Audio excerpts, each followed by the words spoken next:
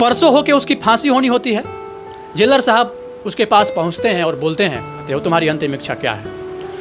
सुबोध थोड़ी देर चुप रहता है और इसके बाद बोलता है कि साहब, मैं चाहता हूं कि हमारी अंतिम इच्छा आप पूरी कर दें। सुबोध कहना प्रारंभ करता है कि मैं चाहता हूं कि मैं अपना आखिरी रात या फिर मैं अपना एक रात अपनी पत्नी के साथ बिताऊं, उसके साथ मैं एक ही बेड पे सोना चाहता हूं।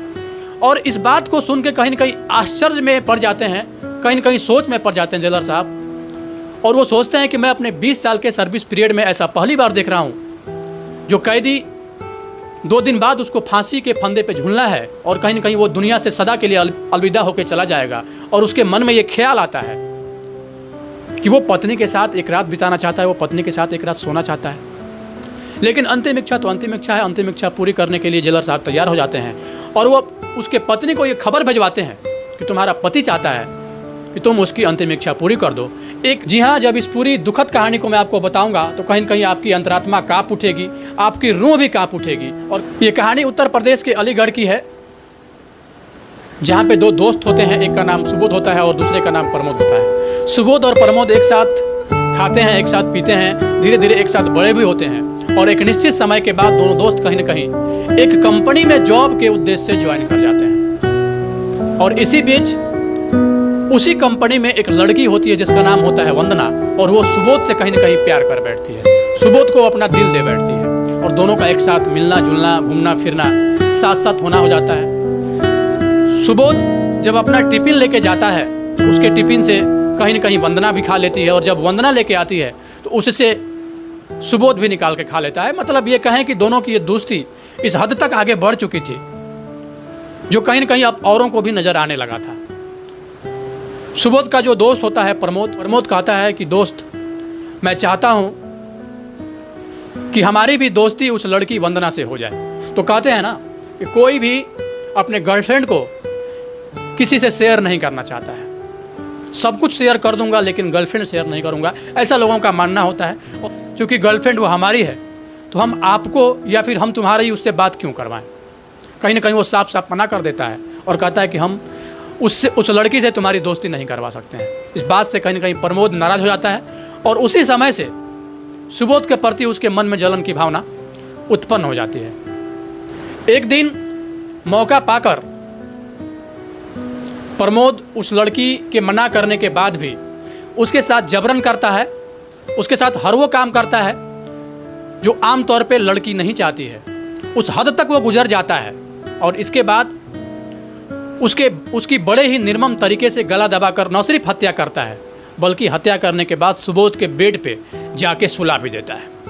बाद वो वहाँ से फरार हो जाता है और इसके बाद खुद इस बात की सूचना पुलिस को फ़ोन करके देता है कि एक लड़की ऐसे ऐसे यहाँ पे पड़ी हुई है, उसका डेड बॉडी पड़ा हुआ है। पुलिस मौके वारदात पे पहुँचती है और चूंकि उसी समय सुबोध उस रूम पे पहुँचा हुआ होता है और सुबोध की गिरफ्तारी वहाँ पे हो जाती है। सुबोध ये सोचने पे मजबूर हो जाता है कि आखिर ऐसा हुआ कैसे, आखिर ये जो कृत्य हुआ है इस कृत्य को किया किसने। कहा जाता है ना कि जो मौके वारदात पे सबूत मिलता है वो सबूत ही सब कुछ होता है और कहीं न कहीं सबूत के बल पे ही सारा काम होता है। सुबोध की गिरफ्तारी होती है, सुबोध को जेल भेजा जाता है और जेल भेजने के बाद तमाम तरह की चीज़ें होने लगती है। इसी बीच पोस्टमार्टम का रिपोर्ट भी आ जाता है।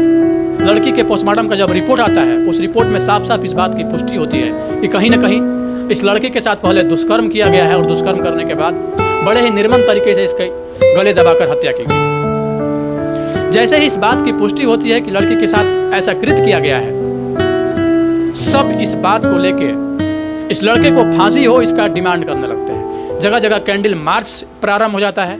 जितने भी राजनीतिक संगठन है, सामाजिक संगठन है, सब इस बात के लिए अपनी आवाज़ उठाते हैं कि जल्द से जल्द इस लड़के को फांसी के फंदे पर पहुंचाया जाए। और होता भी वही है। समय आने पे कहीं न कहीं साक्ष्य और सबूत के बेस पे सुबोध को फांसी की सजा जज साहब सुना देते हैं। आज एक बार फिर से एक निर्दोष को दोषी बनाया जाता है, वो भी दोष इतना कि कहीं न कहीं फांसी के फंदे तक ही उसको पहुंचा दिया जाता है। परसों होके उसकी फांसी होनी होती है। जेलर साहब उसके पास पहुंचते हैं और बोलते हैं, अब सुबोध परसों तुम्हारी फांसी होनी है और फांसी होने से पूर्व कानून और संविधान भी ये कहता है कि जिसको फांसी होनी होती है उससे पूछा जाता है कि तुम्हारी अंतिम इच्छा क्या है। तो उसी संविधान और कानून और न्यायालय का अनुपालन करने के लिए मैं तुम्हारे पास आया हूं और मैं पूछ रहा हूं कि तुम आखिर क्या चाहते हो, तुम्हारी अंतिम इच्छा क्या है। सुबोध थोड़ी देर चुप रहता है और इसके बाद बोलता है कि साहब, मैं चाहता हूं कि हमारी अंतिम इच्छा आप पूरी कर दें। सबकी अंतिम इच्छा पूरी होती तो तुम्हारी भी अंतिम इच्छा पूरी होगी।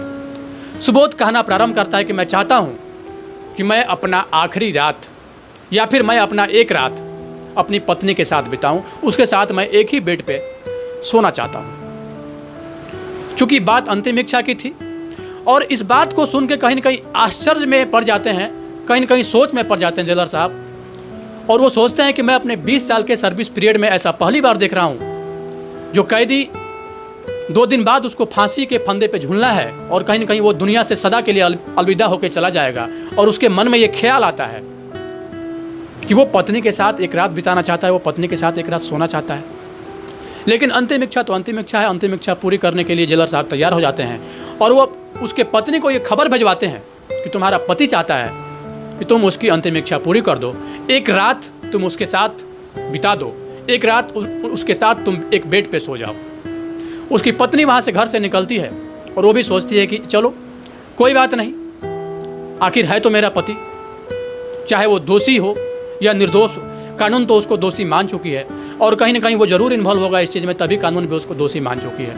तो चलते हैं, और अगर पति की इच्छा है कि मैं एक रात उसके साथ बिताऊं तो मैं जाती हूँ। कहीं ना कहीं इस बात को सोच के पत्नी उससे मिलने के लिए जेल के दरवाजे पर पहुँचती है। इधर उसके आने से पहले ही जेलर साहब सारी व्यवस्था करके रखते हैं। उसको जनरल वार्ड से एक रूम में जेल के अंदर ही शिफ्ट किया जाता है और रूम में शिफ्ट करने से पहले उस रूम में एक वॉइस रिकॉर्डर लगाया जाता है ताकि उस पति और पत्नी के बीच क्या चीज़ें चल रही है, क्या चीज़ एक दूसरे से ये दोनों लोग आपस में बातचीत कर रहे हैं, इसकी जानकारी हमें मिलती रहे। और वॉइस रिकॉर्डर का जो कंट्रोलिंग पावर होता है वो कहीं ना कहीं जेलर साहब अपने ऑफिस में कनेक्ट कर लेते हैं, जहाँ से उन दोनों के बीच जो भी कन्वर्सेशन हो रहा है, जो भी बातचीत हो रही है, उसको साफ साफ सुन पाएँ। और इसके साथ ही उस रूम के बाहर भी 2 बॉडीगार्ड भी तैनात कर दिया जाता है। पत्नी जैसे ही पति के पास जाती है, जाने से पूर्व जैसे ही अपने पति को देखती है, कहीं ना कहीं रोना प्रारंभ कर देती है, जिसे देख के पति भी रोना प्रारंभ कर देता है और दोनों काफ़ी देर तक रोते हैं। रोने का जब सिलसिला ख़त्म हो जाता है तो पत्नी अचानक से पूछती है कि तुमने आखिर ऐसा क्यों किया सुबोध? आखिर हमारे प्यार में क्या कमी रह गई थी जो तुमने ये कृत्य किया? और अगर कृत्य किया भी, तुमने किसी से प्रेम अगर किया भी, तो उस प्रेमिका को तुमने मार क्यों दिया? बड़े ही सरसरी निगाहों से ये पूछना चाहती है कि आखिर क्या कमी रह गई थी, आखिर क्या बातें हो गई थी कि जिस लड़की से तुम प्यार करते थे उसी की तुमने हत्या कर दी। उसका पति सुबोध अवाक रह जाता है, थोड़ी देर चुप रहता है और इसके बाद बोलना प्रारंभ करता है। चूँकि जिस बात के लिए तुम मुझे बोल रही हो, या फिर कानून जिस बात के लिए, जिस कृत्य के लिए मुझे फांसी की सज़ा सुनाई है, वास्तव में मैं दोषी हूँ ही नहीं, मैंने वैसा कुछ किया ही नहीं है। ये भारत का कानून है, साक्ष्य और सबूत के बल पे कहीं ना कहीं किसी को सज़ा सुनाती है।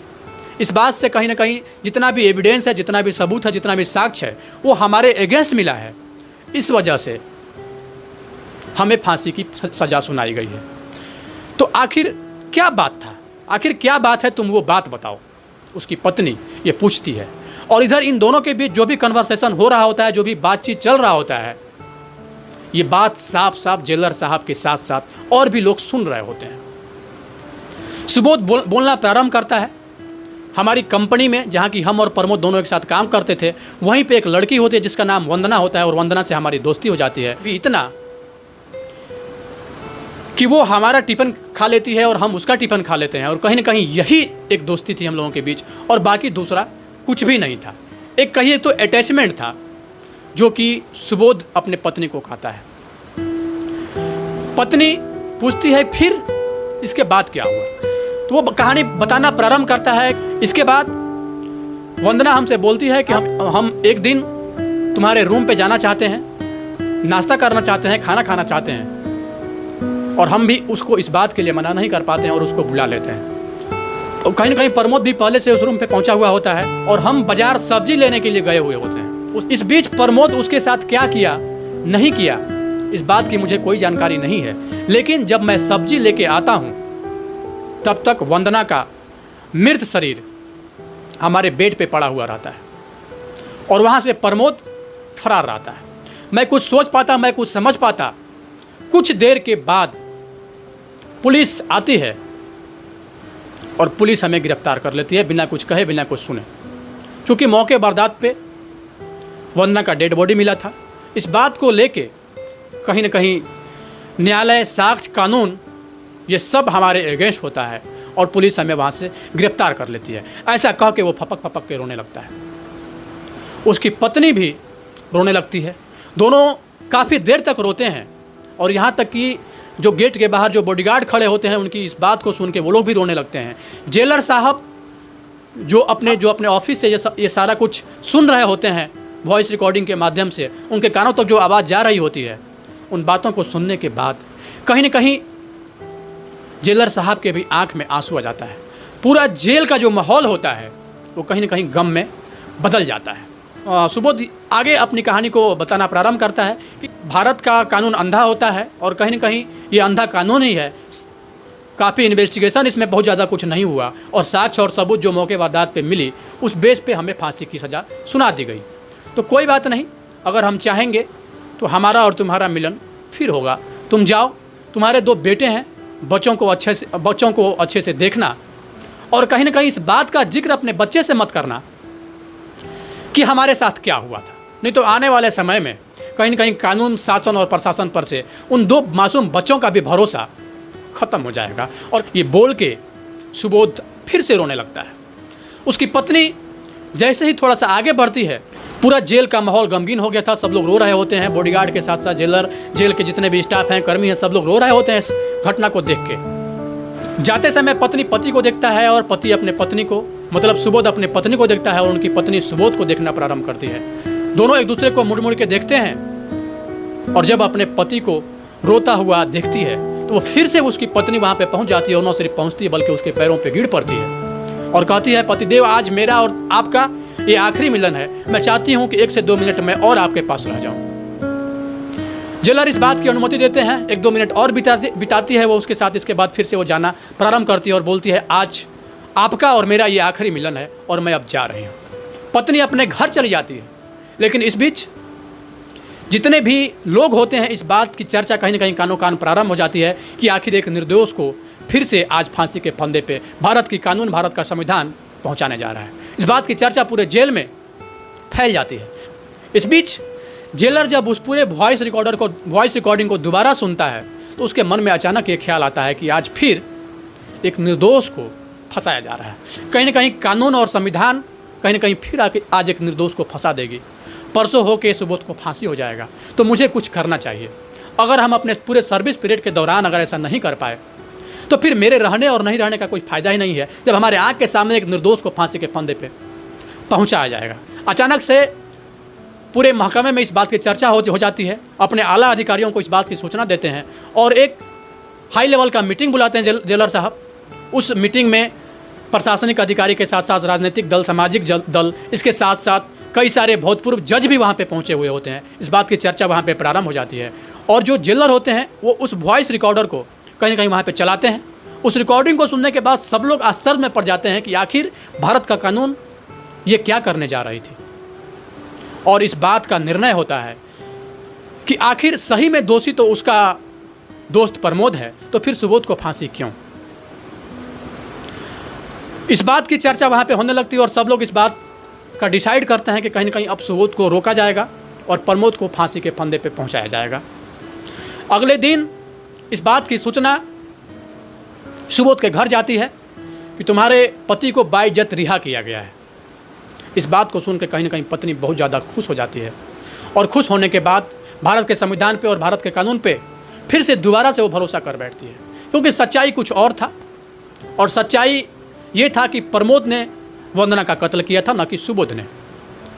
अब चूँकि परसों फांसी होनी होती है सुबोध को, इधर जैसे ही कोर्ट का आदेश होता है कि प्रमोद को जल्द से जल्द पकड़ा जाए, पुलिस अपना काम प्रारंभ करती है और जाके प्रमोद को पकड़ लेती है। प्रमोद को न्यायालय में प्रस्तुत किया जाता है और न्यायालय से प्रमोद को फांसी की सज़ा सुना दी जाती है।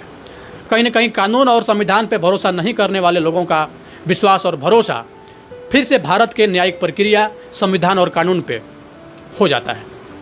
अगले ही पल प्रमोद को फांसी के फंदे पे पहुंचाया जाता है और प्रमोद को फांसी हो जाती है और बाई जज सुबोध को रिहा किया जाता है। यही कहा गया है कि कर भला तो हो भला।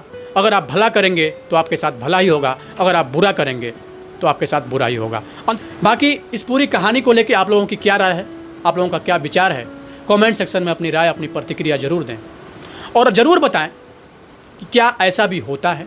भारत की न्यायिक प्रक्रिया, भारत का संविधान, भारत का कानून क्या एक निर्दोष को भी फांसी के फंदे तक पहुंचाती है? और अगर एक निर्दोष को फांसी के फंदे तक पहुंचाती है तो क्या ये आम आदमी के लिए सही है या नहीं है? इस पूरे प्रक्रम को आप कैसे देखते हैं? अपनी राय कमेंट बॉक्स में ज़रूर दें।